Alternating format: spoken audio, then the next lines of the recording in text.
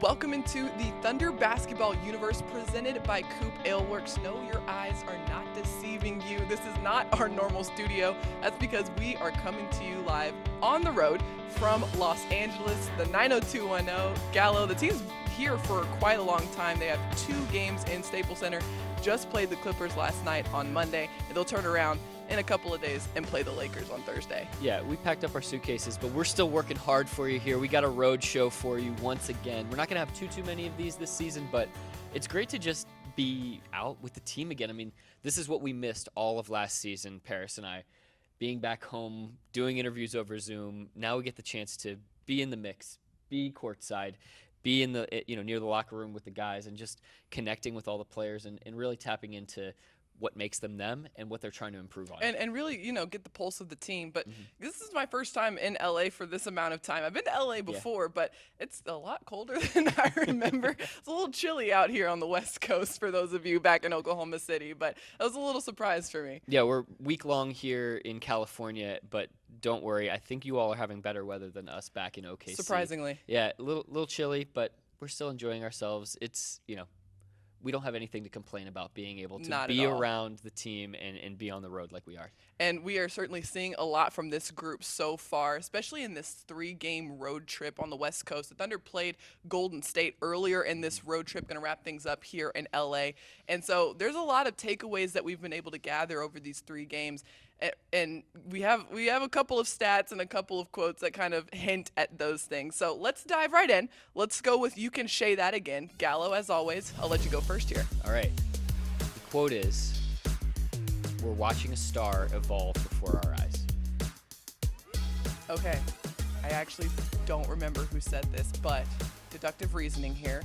I was in the press conference room, so she was there. I was there, I promise. Yeah. A lot of words were said in that press conference room, so hard to keep up sometimes. I'm going to say Josh Giddey. Was that Josh Giddey? Josh Giddey said this. Who did he say it about? Shai. Yes. Shai. Yes. That's exactly right. Okay, there we go. And the reference was about the 15-point third quarter that Shai had against the Clippers. This is just a continuation of these explosions that we're seeing from him in third quarters. Obviously, had the huge one against the Lakers in the Thunder's win. But this one against the other LA team, the Clippers, he goes 5 for 7 from the field, 3 of 3 from the three-point line, 2 of 2 from the free throw line. No turnovers in the quarter, despite that heavy usage. And some of those plays were just silly. I mean, the step-back threes, the step-back in the mid-range. Beautiful to see. He came into the game third in the NBA in step-back jumpers. I got to imagine, I've not checked the stats this morning, but I imagine he is threatening the top of that list after that game last night. And this isn't the first time we've seen Shai burst out of the gates in that third quarter. Gallo, you remember this game when he really came out when the team needed him in the third quarter against Golden State, right? And just exploded on the offensive end. And this is what's so interesting about Shai, because we've seen him in multiple different situations and settings over the course of his time with the Thunder. And this season specifically, we're seeing him balance kind of investing and dishing off to his teammates, but then knowing when to flip the switch and then knowing how to flip the switch. I think that's another key kind of thing to watch here is he knows how to get himself going and how to put the ball through the hoop when the team needs it. And that's been really cool to see in action, that switch flip for him. Yeah, we've seen a lot of veteran point guards in our time in Oklahoma City. You can just list off the litany of guys. And some of the things that Shai is doing, I'm not comparing him to those guys. He plays completely different than most of them. But some of the things that he's doing just in terms of being able to survey the scene, lay in wait, being able to navigate the defense for the first quarter and a half and then figure out how to pounce, set his guys up, as you're saying, invest. Those qualities he's showing at a much younger age than some of those things that we've seen over the course of time from players at his position. We saw those things from some of the point guards that have played in Oklahoma City in the past. And you look around at some of his peers, Shai's peers around the league at his age, not a lot of guys are investing in their team, investing in the style of play the way that he's doing, and then knowing exactly how to exploit the matchups when he needs to press the gas down. I think this is there's an underlying thing here that is percolating throughout the entire Thunder roster, and that's selflessness, maturity, high basketball IQ. a lot of these guys, especially the young guys, are operating with a lot of selflessness right now. I mean, I think of a guy like, Josh Giddey or Jeremiah Robinson Earl, who are out there finding their teammates for open looks too, and recognizing Jeremiah Robinson Earl, how many situations has he been in so far just wearing a Thunder uniform? He's played the 5. He started at the 5. Then he's starting at the 4 against the Clippers. But he's taking on all of these challenges, knowing that, the more he gets these experiences, the better off he can help his team down the road. And that really goes for everybody on the roster. Kenrich Williams coming off the bench is really, leaning into coming off the bench and being kind of a stabilizing factor for this group in that second unit. And we're seeing that play out really so far this season. Well, another contender for my "you can say that again" quote was from Derek Favors, and I don't have the exact words in front of me, but paraphrasing basically, yeah, he said that he talked to the coaching staff, he talked to the other bigs, and they are all on the same accord. They're going to do whatever is best for the team. Right. And that means some nights Derek Favors has not been in the rotation. That means some nights he's been resting to just keep his body in 100% tip-top shape over the course of a very long and grueling season. And sometimes that means starting and going toe-to-toe with big guys. I wouldn't be surprised. I don't know for sure, but I wouldn't be surprised if he's back in the starting lineup again against the Lakers, just given their size and their front line on Thursday. Yeah, a lot of different things can happen, a lot of different situations. We've seen a lot of different starting lineups, but the Thunder is taking it in stride, and I think that speaks to the mentality on this group. And you got a guy like Shai, who is, the go-to guy for this group on the offensive end, who is also embodying that spirit of just taking everything in stride and, operating with a mentality of selflessness. Yeah. Okay. Hit me with your quote, Paris. Okay. Hold on. I got to get back to it here. I don't want to get this wrong. We've got the rundown here, people. Just we got to make sure we got everything in line for you. Exactly. Okay. It's very, very short. We want to have competitive empathy. Okay. This is Mark Daigneault. This is before the game against the Clippers, and he was really going into, what the mental preparation is in addition to the physical preparation. I love this term. You're right. Correct. Yes. First of all, I love this term, competitive empathy. And he admitted that he kind of made it up on the spot there a little bit. That's classic Mark. He has like a one-liner for everything. But it was perfect, and it painted a really good picture of the kind of mentality that the group wants to have when going up against, different opponents throughout the season. The Clippers were coming into this game 1-4, and they had just come off a tough loss.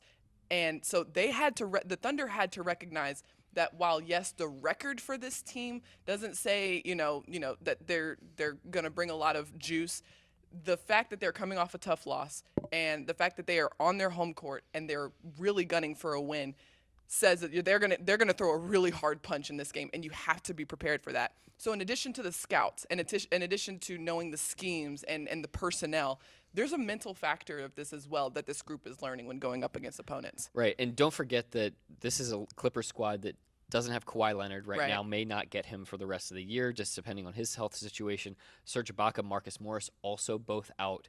So when they played small, they played super small. Paul George was the tallest guy on the floor for them at some points of that game.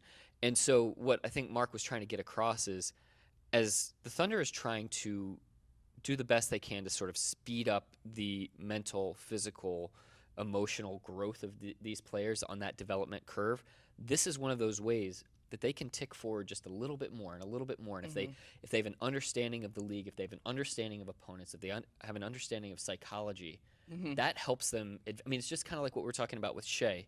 He's doing some of these things with a sort of an emotional understanding of the team and the framework at a little bit of an earlier age than you often see players doing them. And I think that's what Mark's trying to get to here as well. He's got 21-year-olds and 19-year-olds and 20-year-olds and 22-year-olds up and down the roster. You look at the crunch time lineup last night, and he's trying to get these guys to have a veteran's understanding of the league and the people around them. And that'll come with time. It'll come with a lot of ups and downs. And last night was an example of that, where the Coach Daigneault calls it two different games. You've got the flow of the game, the regular flow of the game that happens throughout the first 45 minutes. And then you've got crunch time, and that's when things start to grind to a halt, a crawl. It becomes possession by possession, and recognizing kind of the flip in mentality that you have to have in those sort of moments. being able to execute, knowing that the physicality is going to get amplified in those moments. Those are sort of the mental aspects that this group is going to learn with more and more time on the floor, more games to play. But it's going to take the pointing them out and recognizing them in real time. Yeah, it's can you be just as effective, if not more so, in your execution and your timing, in your mental connection, but do it in a different environment, with a Right. different feeling. And so that's something that you have to be mentally trained for. Right. It's the difference between doing our stand-up sideline hits with the crowd screaming versus an empty gym. Right. It's a different setting that sometimes you've got to have a mental adjustment to while still executing physically what you need to get done. Absolutely right. All right, let's go into you can name that name that dude. You can say that again and name that dude. Try to combine those. Let's see there. if you can name that dude, Paris. Okay. This is the stat line. 1 for 9, 5 points. This might be a little obscure, and it doesn't sound like a good stat It does line. not sound like a good stat line. And that's intentional. Oh, you know what? You What's tried that? to get me, Gallo. I You did. tried to get me. This is Paul George in the first half. That's right. Paul George in the first half of the Clippers game. The Thunder defensively was excellent in the first half of that game. I think the Clippers shot below 30% Yep. from the field, an abysmal three-point shooting percentage. Now, some of that was just missed shots, but the Thunder came into the game in exactly the way Mark Dagnall wanted them to, with a physical nature. They had Derek Favors and Jeremiah Robinson Earl starting in the front court, even against a smaller Clippers team, to try to just deliver that first punch or not get knocked back by the Clippers' first punch. And then, we'll continue to talk about some of the reasons why Paul George got off to the slow start, but I want to point out Darius Bazley Yes. and Kenrich Williams. Both of those guys did an excellent job, particularly in the first half. A player of that caliber, you're not going to shut him down for an entire game, but to give him those many issues early in that contest for the first 24 minutes was really nice. And the Thunder was without Lou Dort that night. That's the defensive ace for this group, the go-to guy who normally goes up against the opposing team's best offensive player. And so the Thunder knew they were going to have to dig in their heels. It was going to take a collective effort on that defensive end. And Darius got those minutes head-to-head against Paul George. But everybody else on the floor was keyed in and locked in. That shell defense, Gallo, was really, really sharp in keeping players outside of the lane, forcing tough contested shots. There were multiple kind of late shot clock opportunities or situations for the Clippers in that game. Some shot clock violations as well. That says a lot about this group and the discipline that it's going to take. Not just a strong first punch, but multiple efforts on the defensive end against a team like the Clippers with a player like Paul George. You got to be able to do it for 24 seconds. Well, and for 48 minutes. And that was 48 minutes. And that was the lesson that the Thunder took away from this, and it's something that Shai and Mark and Josh Giddey all mentioned after the game is like 45 minutes, we were great. Yeah. And we got to get there to be a 48-minute team. But I will say, I really want to highlight Darius Bazley because it just reminded me of when he was on the floor and I was watching him give the effort he was giving. It reminded me of something that veteran Derek Favors told us before the game, which is when a guy like Lou Dort is out, this is an opportunity for other players to step up and get those opportunities. Now, of course, it's a five-man defense. But if you think about Darius as the type of players that he's defended so far over the course of his career, Anthony Davis, Draymond Green. most of them have been power forwards, as you're saying, right? And those are guys that maybe will bruise you a little bit more, try to post up a little bit more. They'll operate out of the high post, but a lot of times is more of like a ball mover or an ISO guy. Paul George, the way that he moves off the ball, Paris, is unlike any of the players that Darius is used to guarding on a night in and night out basis. I mean, PG can get so low as he's rushing around 5 different screening actions. I mean, Right. he's an all-star, superstar small forward who runs around like he's JJ Redick. And for a player like Bazley to have to track him for the entire game and to do such a good job on him in the first half, I thought that was a great sign. And despite some rough parts of that game for Darius, he can carry that as a badge of honor to the next matchup and to the next matchup if he gets thrust into these situations where he's guarding smaller guys. And every experience is just going to add to that catalog. How many times have we mentioned the word catalog when we're referring to these guys and the experiences that they're getting? But that catalog will get really dense with information and experiences. And like you're saying, hold this one as a badge of honor for Darius because, I mean, now you have film to go and look back on a different type of player when you're going up against that you can now say, I can guard a guy like that moving forward. Yeah, as we've often talked about in Thunderland over the years, it's the shared scars that accumulate and build up to kind of harden you as a team. And look, that had to hurt last night for the Thunder to be pretty much in command of that game all night long. The Clippers go on a 15-1 run in the final 3 minutes of that game, spearheaded by PG, just making 7-time All-Star type shots. I mean, those shots were not easy ones, and so those are some shared scars that Darius and Kenrich and Shai and Josh, they're going to have and carry forward, but they're going to do it together. And as they continue to stay bonded as a group, these will be things that they can actually build their foundation on as a team. Absolutely. All right. 'Kay. Here's my stat line, Gallo. 9 minutes, 9 points, 4 for 4 from the field, 4 rebounds, 1 steal, 1 block. I think this was also in the first half. Was this Poku in the first half last night? Yes. I like how we tried to get each other. And We it do, just yeah. did not work. We got to get clever because we're like always in the same places. We have all the same we're information. doing everything together, and so we have to try to trick each other somehow. Yep, this was Aleksej Pokusevski in the first half against the Clippers. And really, he was doing so well on both ends of the floor in this game. And I want to point him out because he's had ups and downs throughout just the first games of this season. Some really good games, some tough games offensively. But seeing him in a prolonged amount of time like this, an entire first half where he's, perfect from the field, obviously, but making really good shots, but also a steal, a block. He's getting it done on both ends of the floor. I remember a play specifically where he got a rebound, soared in for a rebound, brought it across the timeline himself, and then drained a 3 on the other end. That's what Poku is capable of doing at his size with his skill set, and that's what the Thunder wants to see from him. Not just his ability, to dish off the ball and make those really great assists that we've seen before, but also be that positionless player that is really, really hard to guard for opposing defenses. And more than anything, it's the consistency of effort and Yeah. focus and intensity. It's the mental and physical stamina to do that for a 9-minute stretch. Right. That rotation stretch, if he's going to play 20 minutes a night, or if he's going to play more than that, to be able to string together consistent possession after possession, energy, effort, and focus, that was amazing to see from Poku. Right. Now, just so everyone's clear, he's going to have some moments where that dips over the next Right. few weeks, but the more and more he's tracking to, as we track him week to week and month to month, the more we see those types of consistent stretches, the more you'll know, okay, this guy is making strides. It's happening for him. And I want to point something out that you kind of hinted at. There's 17 guys on this roster, and the Thunder wants to be able to get a look at every single one of them. Mark Dagnall talked about we're still trying to find what the best version of this team looks like. So there's no rotation at the moment.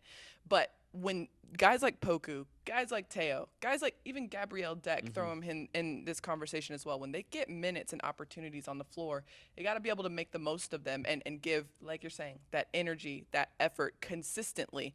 And even if the numbers aren't necessarily a standout like Poku's were in that first half, bringing that consistency and that energy is something that can really kind of tab them as somebody that could be able to be in that rotation down the line. But making the most of the minutes, and time on the floor is key for these guys right now. And we should give Poku so much credit because this is a kid who was playing in the B League in Greece not even 18 months ago, and learning how to be a professional. And now he's thrust into a position where he's got to do one of the hardest things in the NBA, which is come off the bench cold and be efficient.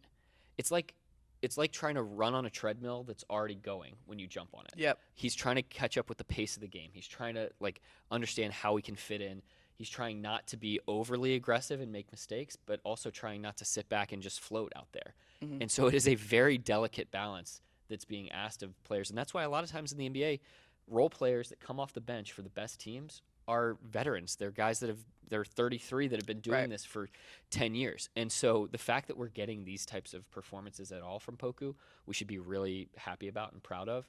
And beyond that, the fact that he can go in there and kind of calibrate what the team needed. The play that stood out to me was he rushed the ball up in transition, sort of recognized that the Clippers defense was a little bit set.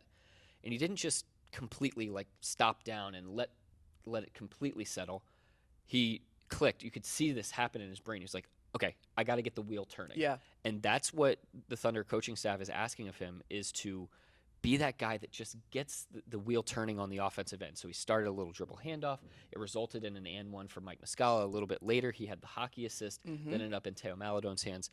These are the types of plays that he can create, just given his skill set, where he can be a catalyst for the team. And that he's got a lot of experience that has led to that point. He got a lot of time, obviously, in the G League bubble last year, and then time in the actual starting lineup for the Thunder at the end of last season. So all of these little experiences and time on the floor accumulates to these sort of moments where, okay, it's small. Like you said, you're just watching them and you can kind of see it click for him.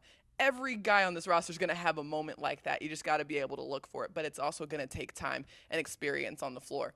We're going to take some time right now to take a short break, and we'll be right back after this. COOP Ale Works is the proud sponsor of Thunder Basketball Universe. Brewers of the fan favorites F5 IPA and 99-calorie Ice Chest IPA. You'll find those and many more COOP beers at retailers across Oklahoma. Learn more at CoopAleWorks.com.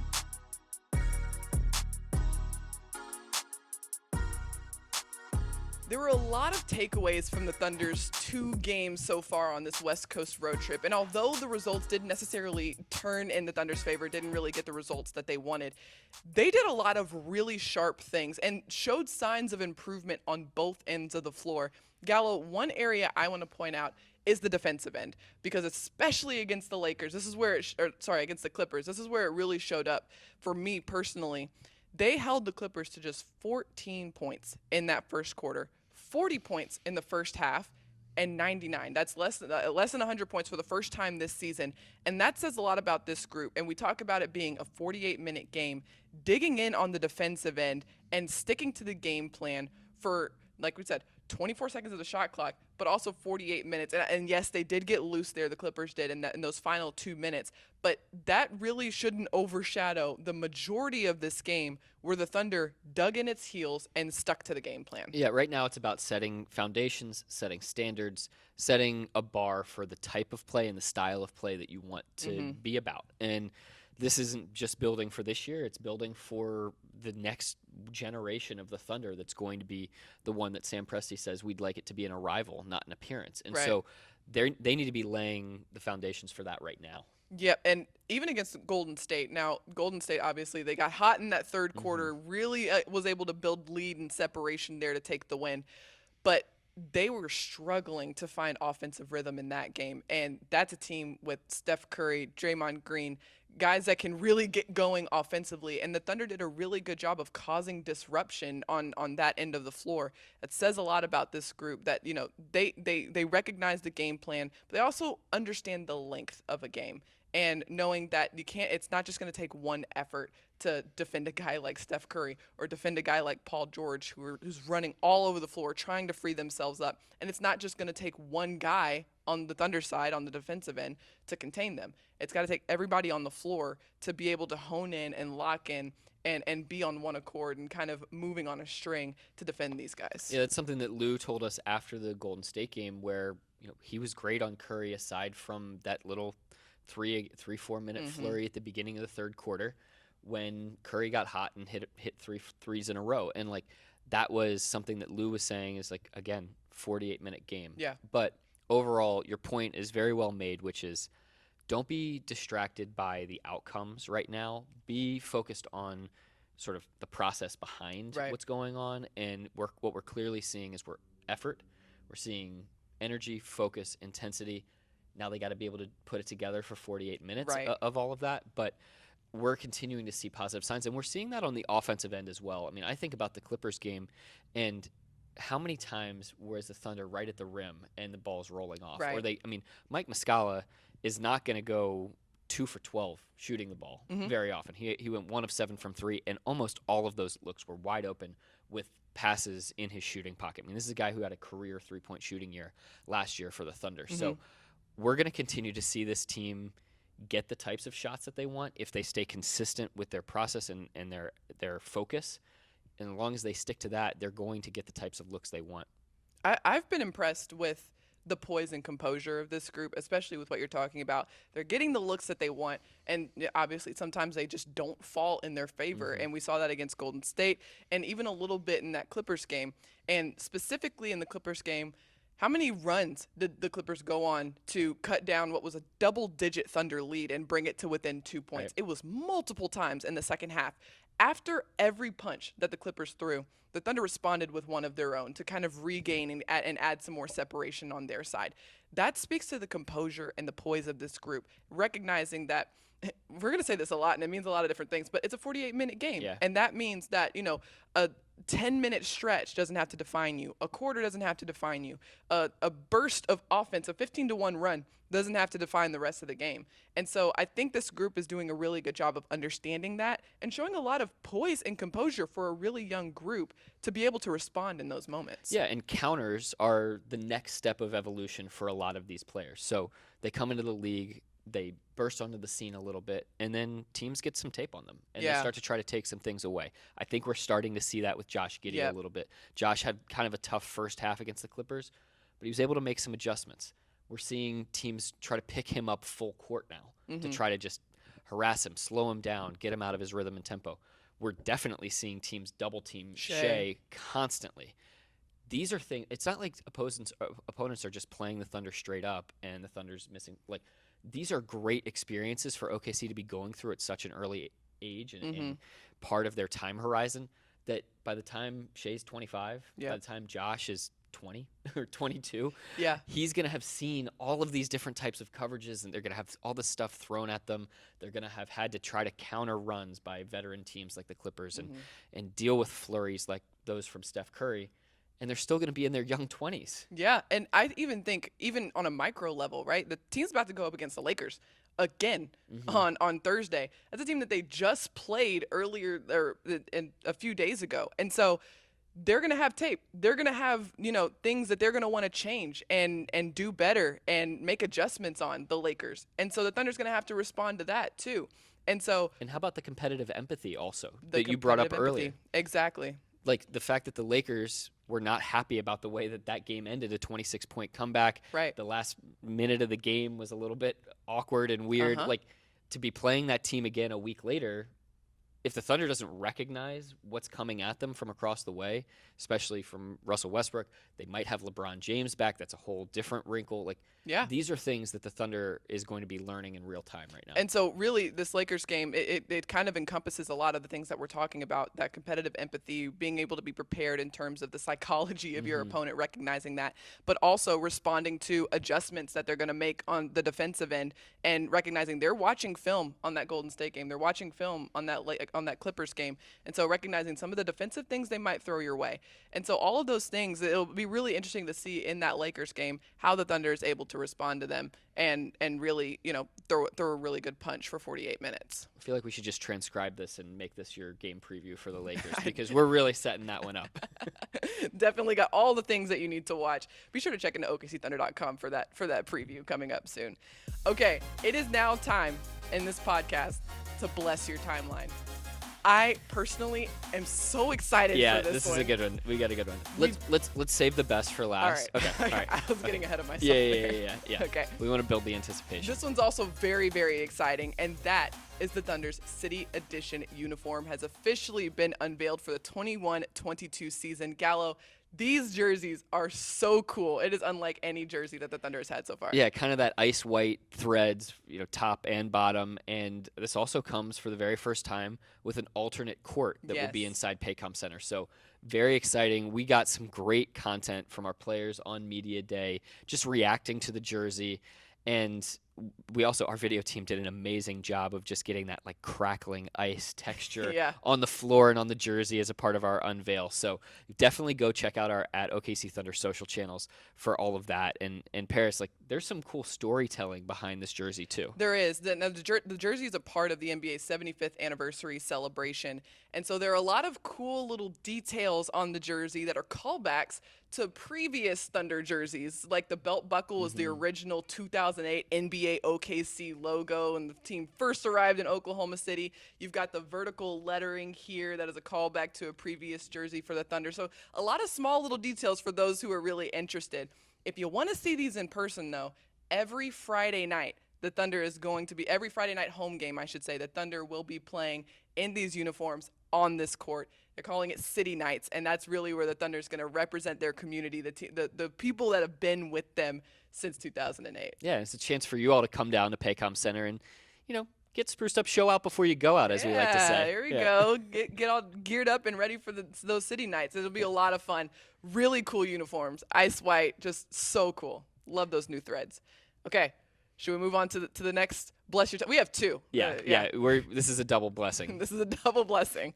And obviously, we just got done with Halloween. Saw some amazing costumes. Yeah. Camellia, a beautiful strawberry. Yeah. Adorable. Sweet angel. And we saw some old photos from players who also dressed up in previous years' Halloweens. One that stuck out to our TBU crew was Jeremiah Robinson Earl. You mean Jeremiah Robinson Squirrel? This is correct.